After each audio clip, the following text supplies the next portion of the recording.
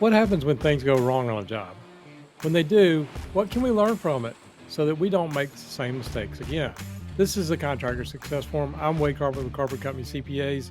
With me, as always, Stephen Brown with McDaniel Whitley Bonding and Insurance. Stephen, what are we talking about? We're talking about a case study that our listeners can just kick back and listen to. Don't know the contractors involved here. Hope it wasn't you that was involved, but it's a story of a perfect storm of so many things. I just thought I'd read it to you and then we can talk about it a little bit, because in almost every paragraph of what I'm getting ready to read to you, there's at least a half a dozen observations that I have of things that went wrong. And this case study is not so rare that it's a strange one to bring up, Wade. It happens more than once. I have lots of horror stories from other situations, so it's just how you learn it. Absolutely. I know back in tax class and audit class, that was one of the things I love to hear is when things went wrong. And in the bonding world, when things go wrong in construction, they go really wrong sometimes. And I was looking at this case study and it seems like several things were done wrong here, but kick us off That's here. right. And originally I was thinking, okay, this should go into a subcategory of project selection, but it also has issues of insurance, horrible communication, everything between an owner and an architect and three different contractors that could go wrong was going wrong, and how easily it could have been averted. So, anyway, I'm just going to read it to our listeners and then we'll talk about it if that's okay with you. Yeah, just tell us the story. All right. In 2004 through 2006, one of the more remarkable examples of construction failure was directly related to the omission of a proper builder's risk policy. The situation involved an $8 million addition and rehabilitation of an existing middle school. The awarding authority is one of the most difficult to deal with in the entire state, and the architect did not create the best set of plans. So, with that as a backdrop, I think we can all benefit from learning what transpired. The project was bid in early March of 2004. All of the bids were in line, and the bonds were provided by a Class A surety. For purpose of this illustration, we will not utilize the names of the three contractors involved, two of which are no longer in business, as a direct result of what occurred. Contractor 1 had been in business for over 15 years and focused primarily on public construction. They were awarded the project and proceeded to begin renovations to the existing building and prepare the site work for the new addition. Approximately 4 months into the project, Contractor 1 commenced the erection of steel at a critical point where the new building joined the existing building. While installing the roof joist, a welder apparently generated slag, which caused a fire to start in the interior wall of the existing building, even though there was a fire watch in place. Despite the best efforts of the local fire department, the building was significantly damaged. It's important to note that this project had a very difficult construction schedule and that the school committee of the local town was actively involved in decisions related to the completion of the facility. Initially, Contractor 1 notified his insurance carrier, who immediately began an investigation of the claim. As it turned out, the builder's risk policy, which was purchased by the contractor, specifically excluded renovations to existing buildings and only provided coverage for new construction. Counsel for the contractor 1 requested if the town had made arrangements to schedule the existing building on their policy. As it turns out, their carrier also discovered that the existing building was not covered. The town immediately notified Contractor 1 and its surety that they demanded the project continue due to the tight schedule. They also expected Contractor 1 to immediately proceed with the repairs to the damaged building. After advice from the council, they decided to comply with the request under protest while attempting to negotiate reimbursement for their cost. After struggling for 2.5 months to bring the project under control, Contractor 1 notified the surety and the awarding authority that they were unable to complete this project, along with several others, and they discontinued their operations. Since the project was well along, the surety elected to negotiate with one of their preferred clients in order to complete the school as expeditiously as possible. Enter contractor number 2. This company had been in business for nearly 100 years and enjoyed an impeccable reputation. Although contractor 2 had vast experience in all types of construction, they were relatively a new entrant to the public school market. And since time was of the essence, they signed a lump sum contract with the surety and ratified almost all of the subcontractors on the project. Contractor 2 apparently did not realize that the completion contract, which they signed, did have a pay when paid clause. And at this point, the project had been floundering for several weeks, and the owner was not happy. Contractor 2 put its best resources on the project in an attempt to make up the schedule. The most critical aspect of this project at this point in time was repairing what was left of the fire damage and completing the rehabilitation of the existing building. This is when they encountered major problem number 2. The electrical sub on the project certified that they had completed 75% of the contract for the entire project. And as contractor 2 began the demo and rehab on the existing building, they discovered, among other things, that the electrical contract was only 25% complete. Contractor 2 approached the surety in the town in an attempt to negotiate change orders for the additional work and were flatly denied. Requisitions that were pending in excess of $1 million would not be paid until they completed the repair work. The surety informed contractor 2 that they had signed a completion contract with the pay when paid clause.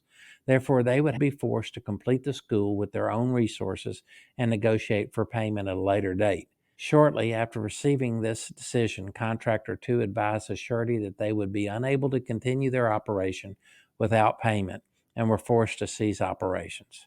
The town was infuriated by this development, and everyone started to speak through lawyers. Needless to say, this project was generating a tremendous amount of publicity, including negative publicity for the surety industry. Enter contract number 3. The surety decided that it was in their best interest to negotiate with a completion contractor who they did not represent, but was able to provide a bond for the roughly $2 million worth of work yet to be completed. A deal was worked out in 4 days. Contractor 3 refused to sign the completion contract rendered by the surety. After eliminating all of the owner's conditions, including the pay when paid clause, they stepped in and completed the project within 10 weeks.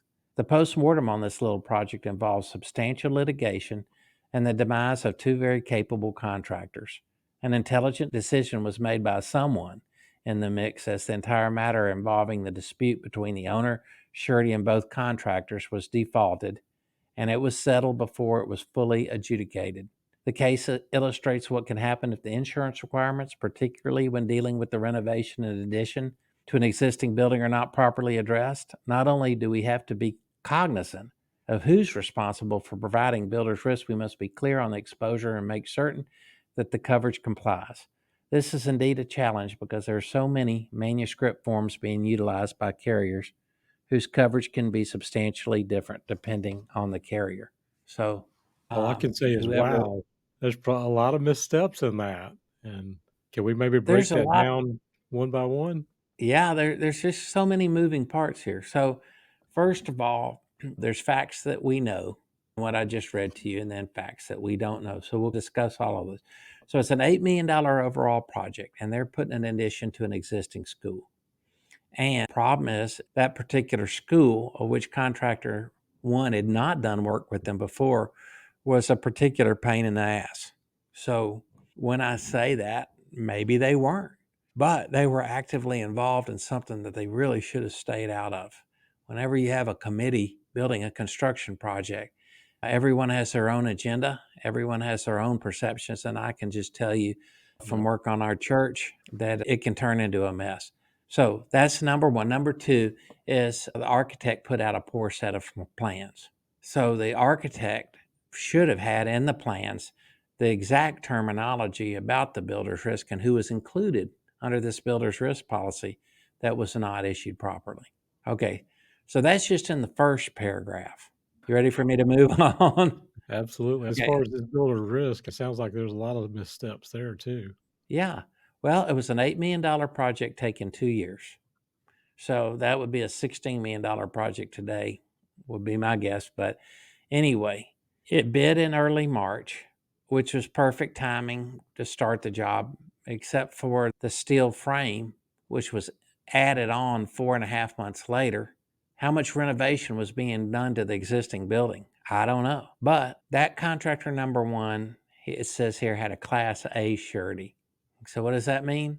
It just means they were considered one of the better surety markets, better claims markets. I tend to disagree as we study this, but they handled everything textbook like a surety claims department would handle things. So contractor one had been in business for 15 years and they weren't experts in doing schoolwork and renovations. Now remember that schoolwork done in March, except for the time frame, the school board is only interested in that school starting up in Right. September. So whatever you have to do to the existing building, get it knocked out this summer, close it off, make it secure. So when that fire occurred, when the welder, and we don't know if the welder was a sub or an employee of the general contractor, but they caused slag from the weld to fall down in the existing walls of a building and catch on fire, even though there was a adequate fire watch in place. So, Wade, I've seen this many times that fires have started inside walls from welding situations. So there's another lesson.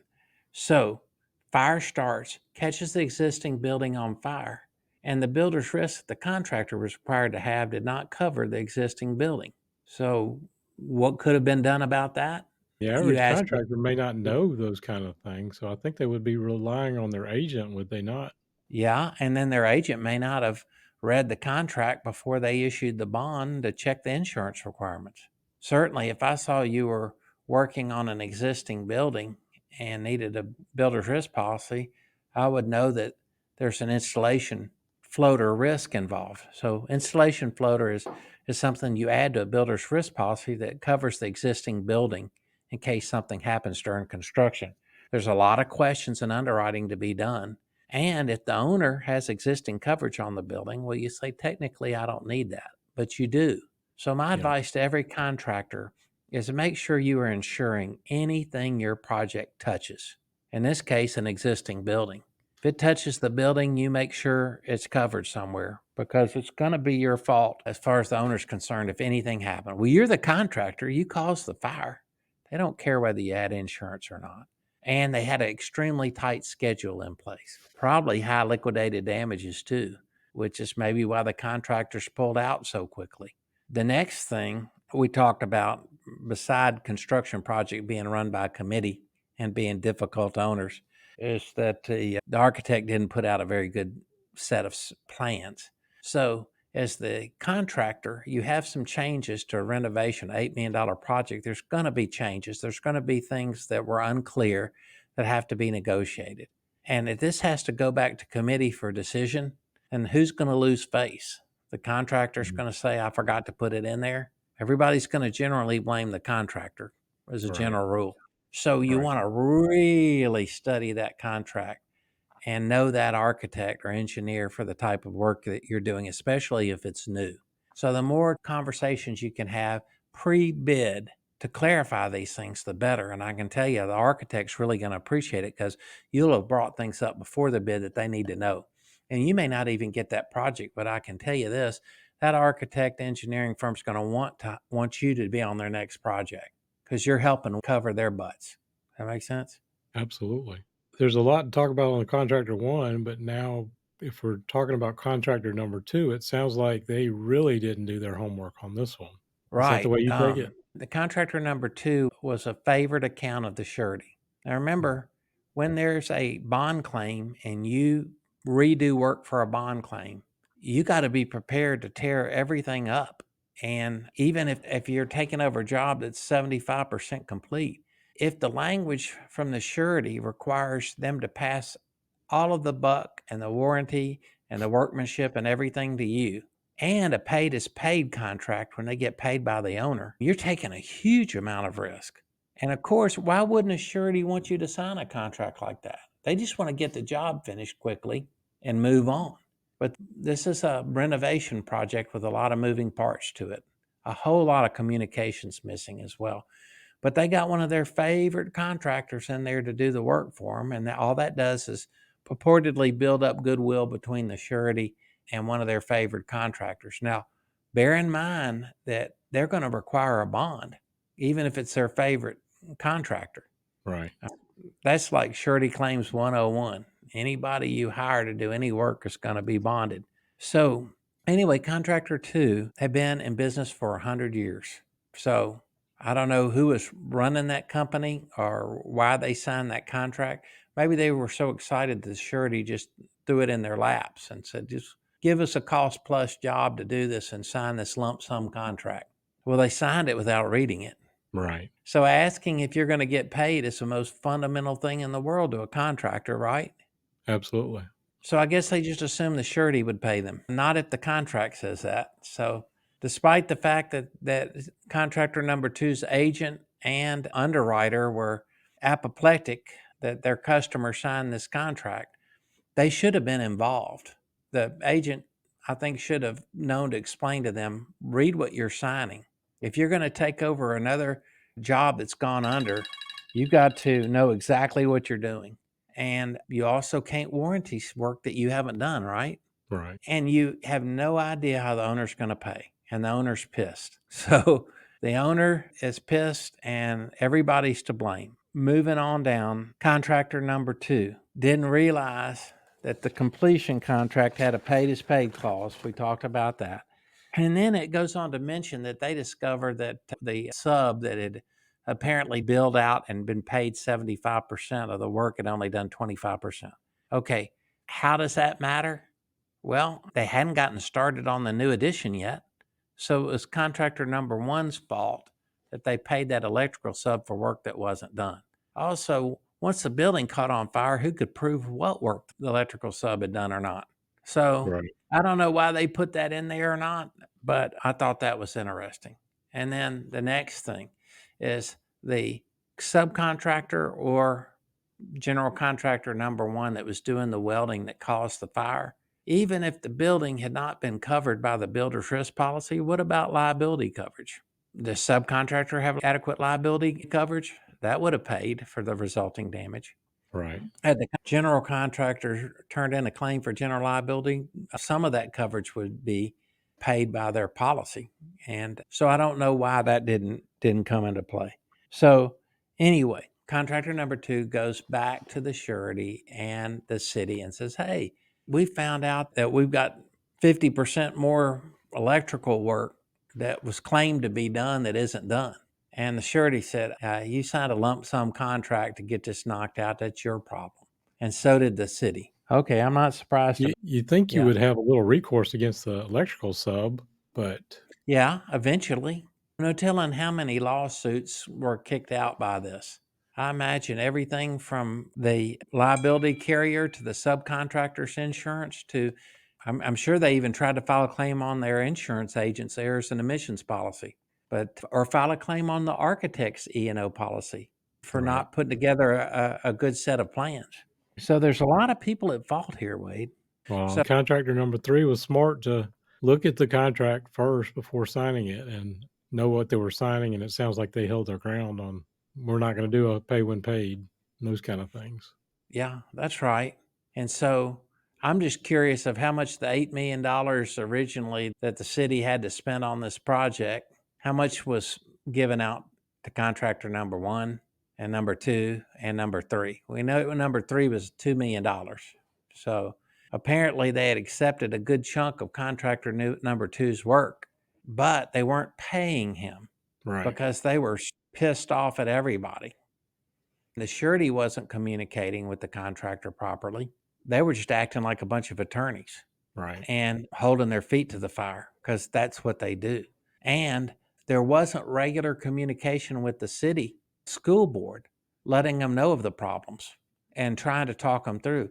Even though they may have put their foot down early and said, I don't know, we signed a contract, we're not talking to you, just get it done. And then they started disrespecting the surety industry, which immediately got somebody moving somewhere, got the attention of a higher up at the surety company that was pushing things forward.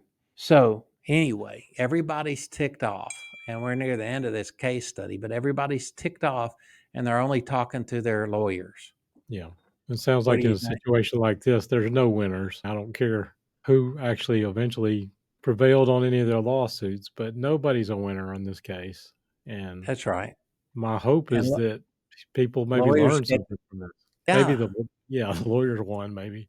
well, lawyers get their fees out of dysfunction. They're going to win. Are you going to get mad at them for doing their job? No. That old expression, the buck stops here. I can tell you there's a lot of good attorneys that do everything they can to communicate, minimize risk. And then there's the other type. So, anyway, tons of litigation, 2 contractors going under. The third one made out fine, got in and out, got their profit. Not reading the contract, not understanding who they're dealing with, owner and architect, not understanding the intricacies of schoolwork. And I say specifically schoolwork, but it's any building addition that's attached to an existing operation. There's huge risk involved there. There's risk to protect the public going in and out of the building. There's risks for the people in the building. There's fire risk to the existing building, damage to the existing building. So over the years, I've had every claim to an existing building you can have. I've had every contract you can imagine cause a problem to someone. So again, that's all I wanted our listeners to know. We'd love to hear your comments. What do you think? Well, again, I think there's a lot of things that can be learned from looking at the mistakes of the past. And I'm hoping somebody listening to this maybe got something from it. If nothing else, being careful. So, any Let us final know what you thoughts? think. Yeah. Have you got any thoughts or feedback on what we discussed today? We're always happy to answer some questions or hear your thoughts on the topics you'd like to hear us discuss in the future. If you would, drop them in on our YouTube page or on the comments on the show notes. We would love to hear from you and wanted to thank you all for listening to the Contractor Success Forum. Check out the show notes at contractorsuccessforum.com or the Carpenter CPA's YouTube channel for more information. We would appreciate it if you'd consider subscribing, like the podcast, subscribe, and follow us every week as we post a new episode. And we will look forward to seeing you on the next show.